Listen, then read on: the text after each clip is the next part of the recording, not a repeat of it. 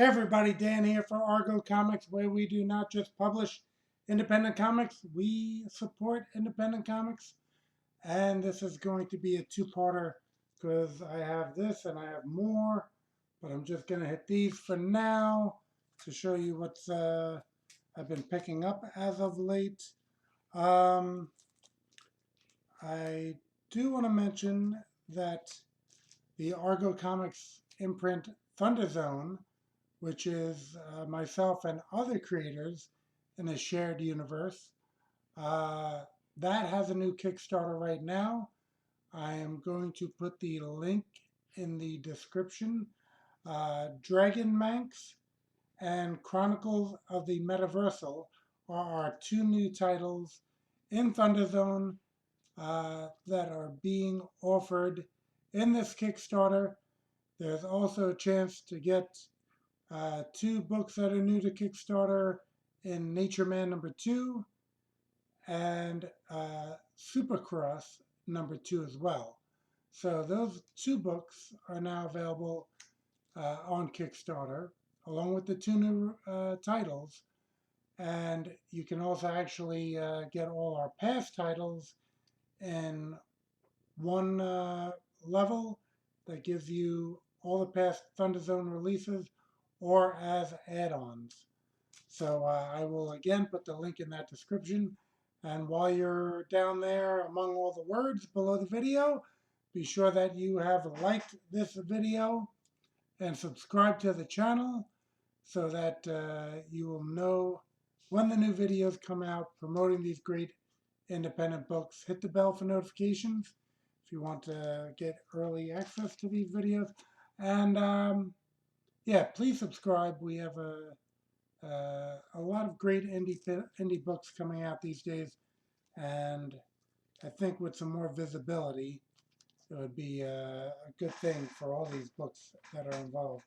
All right, so I'll start off with a couple Anotic Press releases. Got Tomorrow Girl #3. Okay, and this issue was drawn by my friend Andre Leal. Um, yeah, because Tomorrow Girl's teaming up with Camilla Wallace, aka the Varitus Man, also sometimes going by a superhero named the Ventriloquist. No, but actually they're going to maybe just switch that. Maybe the Ventriloquist was a little too confusing as a third name. So Camilla Wallace is the main name, but Varitus Man is, I guess, what he will go by, superhero name. Right here on the inside cover, you got kind of a handbook style thing for him, so you'll be able to figure out exactly who he is. Tomorrow Girl sprung out of Ninja High School. There was a Tomorrow Man, could get Tomorrow Boy, Tomorrow Girl, and then Andre doing all the art and colors here. There you can see a page with his character, Camilla Wallace, who also teamed up with Sorority of Power from Argo Comics, my own title, where again, Andre did all the art, colors, and lettering. And in addition to being a ventriloquist, Varitus Man can also fly or have super strength. So either one or the other he can have on at any point. Okay, so he does great work. So this is going to be a great issue without a doubt.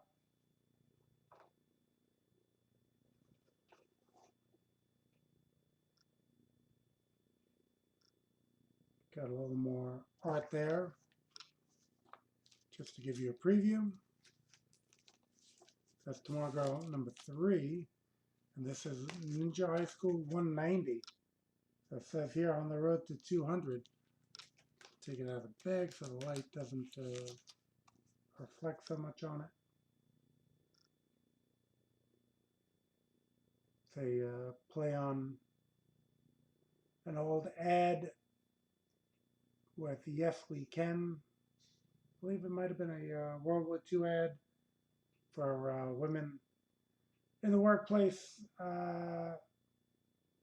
Men were at war at that point, drafted, and they want to enforce the idea that the women of the world can do the job just as well. So the phrase was, "Yes, we can."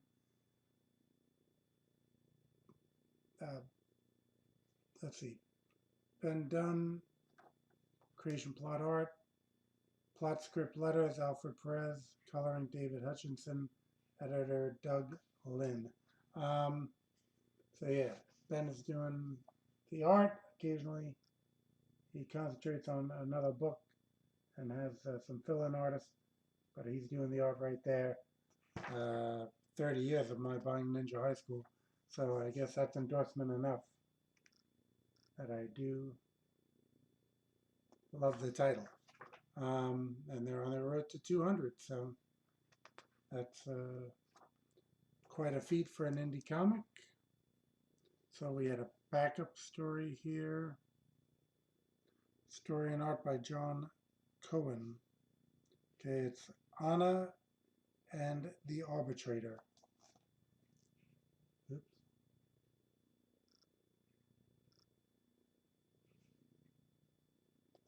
Okay, so we have a backup story, and it's great to always have a new issue of Ninja High School. Actually, they just announced Ninja High School Cerebus crossover with Dave Sim, so that will surely be an interesting book. Two great long-running indie comics getting together. Now I have this among my indies. I won't go too in depth because, again, Marvel and DC, they already got a publicity machine out there that everyone's showing these books. But yeah, Miracle Man was a long time character for Eclipse Comics. So started out indie. I've been following everything they've been putting out. Got the big collection they did. Yeah, Alan Moore, Neil Gaiman, Alan Davis, some of the great creators who've worked in the past with Miracle Man. Here is Konkret Comics, Acolyte.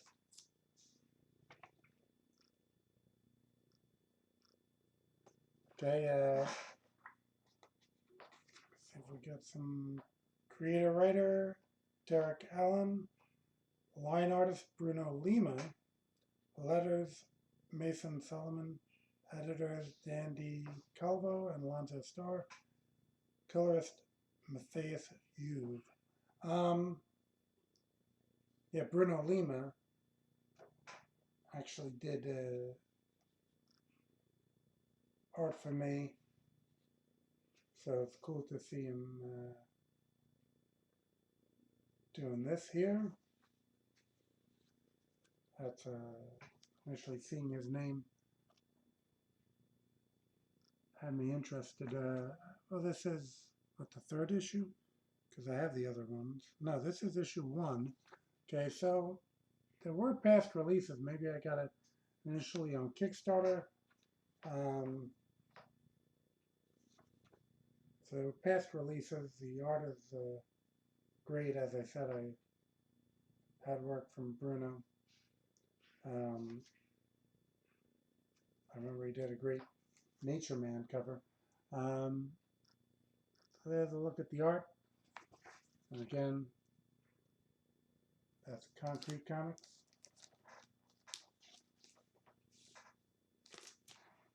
And it's one I initially missed, but I saw that people were talking about it in a public domain group. Get it out of the bag. Archie Comics, public domain character Bob Phantom. Okay, so they did a take on him. And this looks like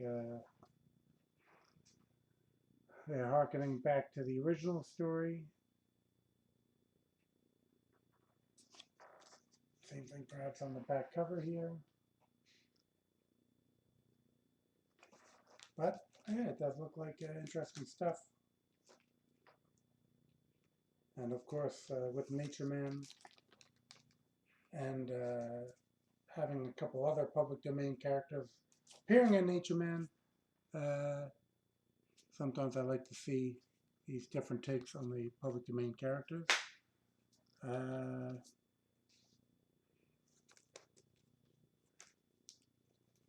Let's see, Tarot, number 142. Okay, 142. And Jim Balent, Holly Golightly, the team that brings us this book.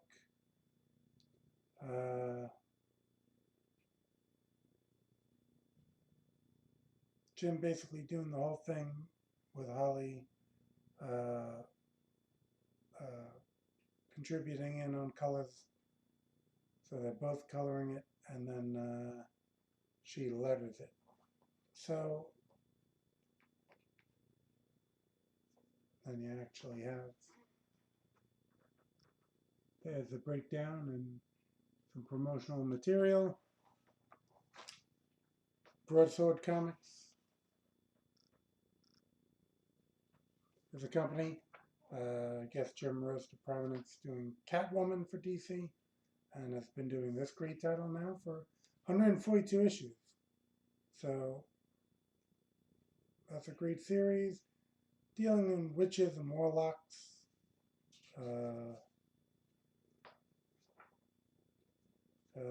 Let's see.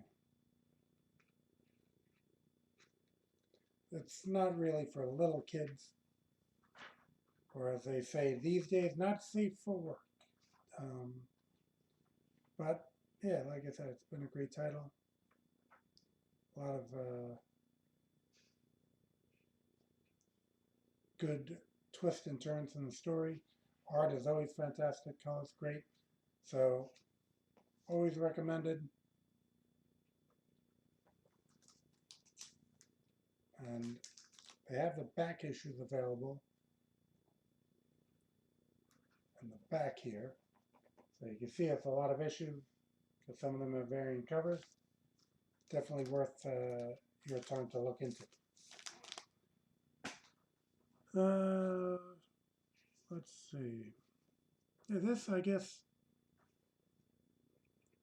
I got as a freebie. It was in my bag with the other comics. Unnatural Order from Volt Comics. So perhaps they sent these out to stores and distributors as a free kind of promotional giveaway. So,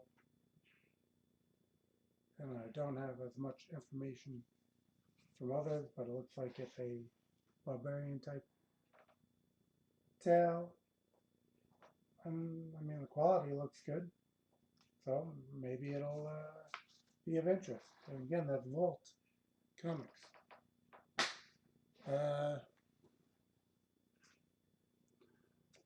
Yeah, let's see. Scout Comics put out Junior. Kind of an astronaut, ends up on a planet with dinosaurs. And yeah, I mean, this one had to do a little more research on before ordering it, and able to find some preview pages and story synopsis. So overall, seemed like a good book to check out. So here's some interior art where the character seems to be doing a clean and jerk or a snatch or a lunge with the weight overhead. So, you know, me and the weightlifting, I kind of like that in a book. There's a squat below parallel. Some people think that's bad for your knees. I'm not really that concerned about that. Depends on how you're built.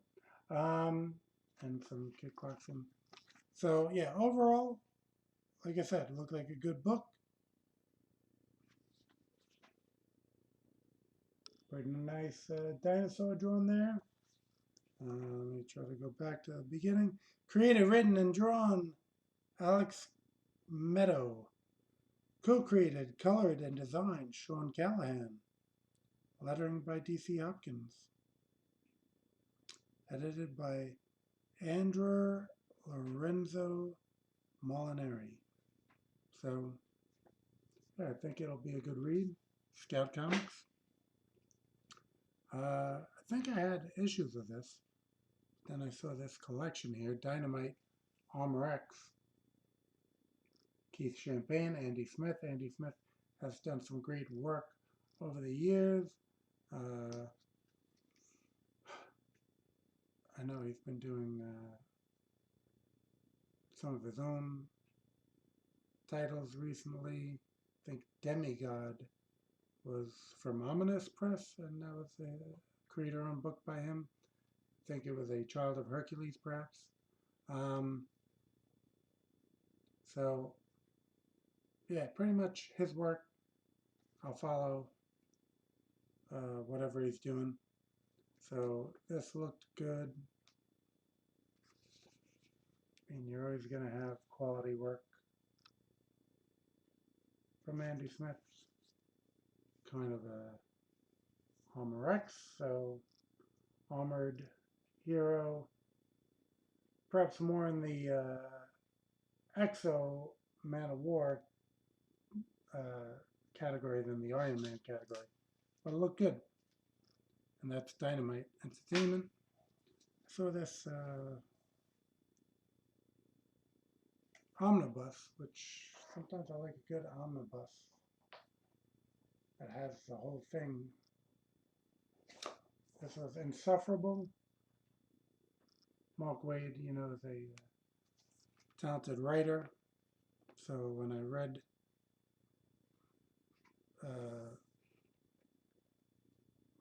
the story synopsis, it looked like a very good book to pick up. Okay. Boom Studios put this out. And when you have this omnibus, I usually like to show you some interior work, but it gets a little tricky with an omnibus because you really can't pry it open too far without perhaps damaging the binding. But I mean, I'm sure Mark Waid isn't going to put himself into any projects that aren't going to be top quality, so the art looks great.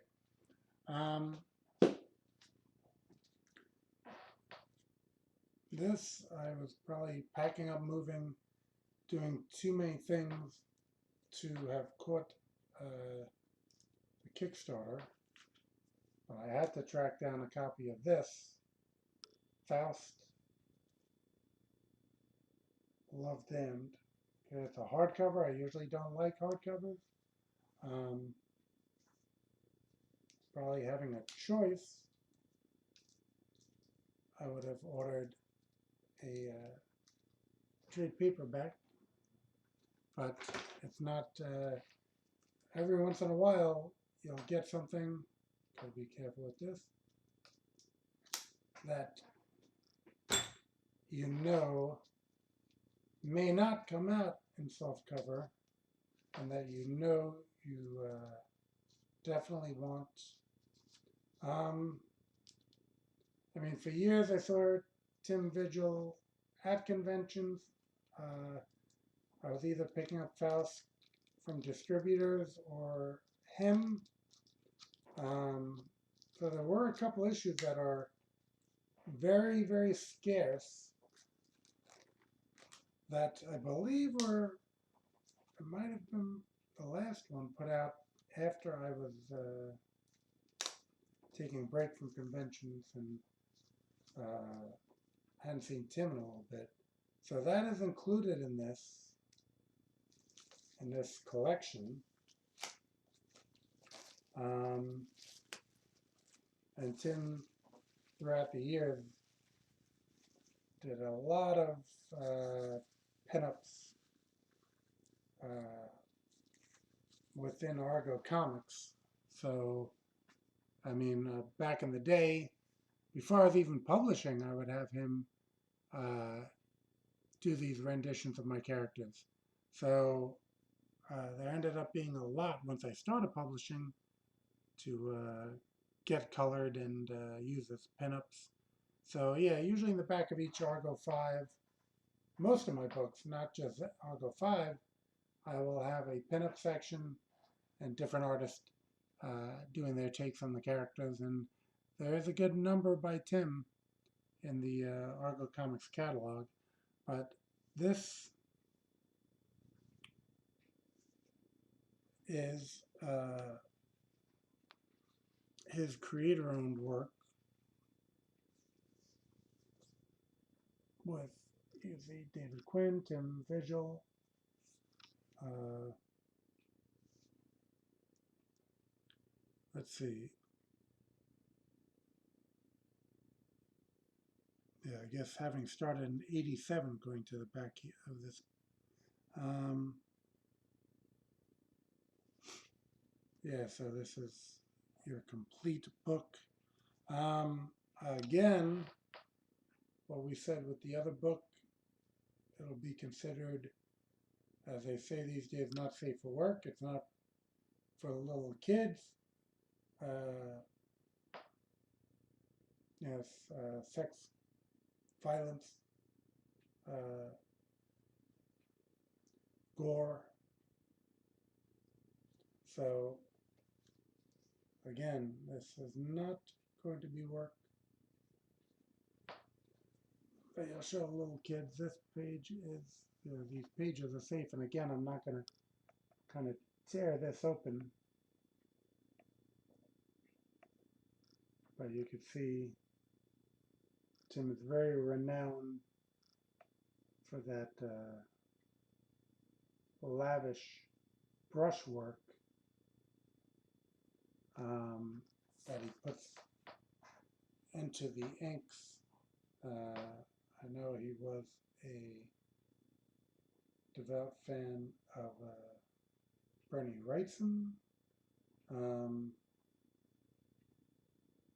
Yeah, this is all safe, and this is a bit more superhero action type thing for those who are into that. So the detail and craftsmanship on these pages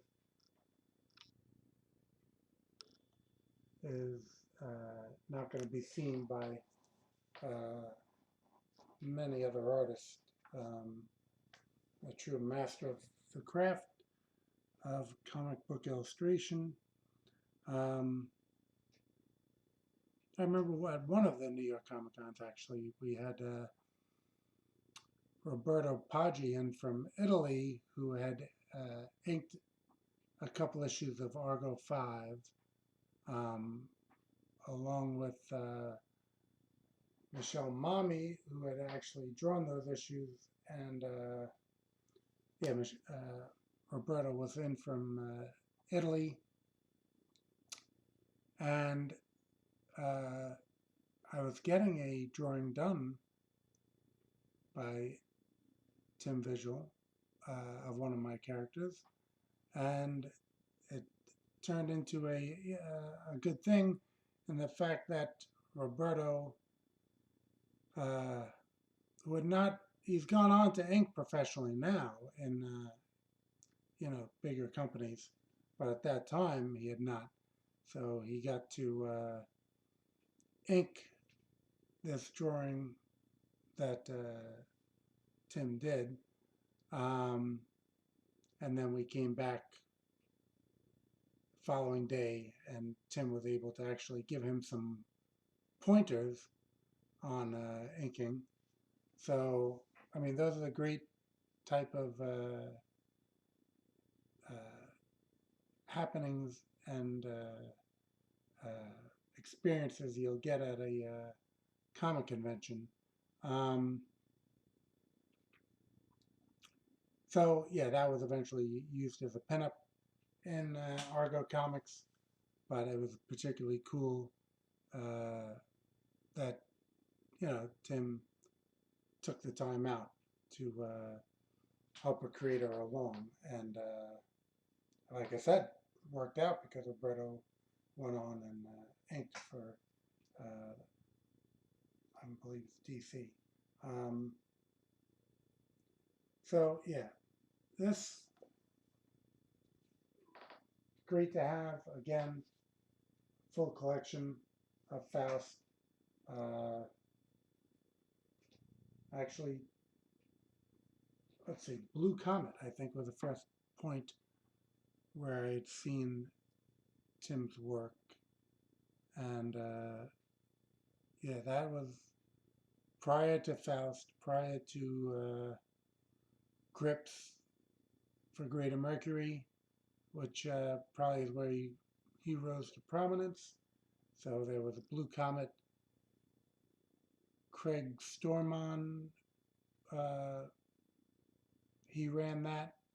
He was a publisher, did a lot of the inking for that, for his own publications there as well.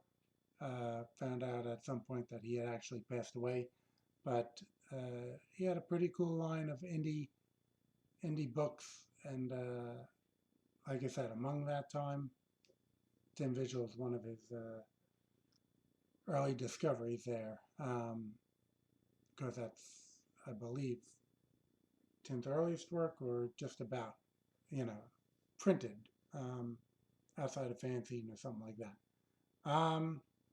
So again, happy to have this one.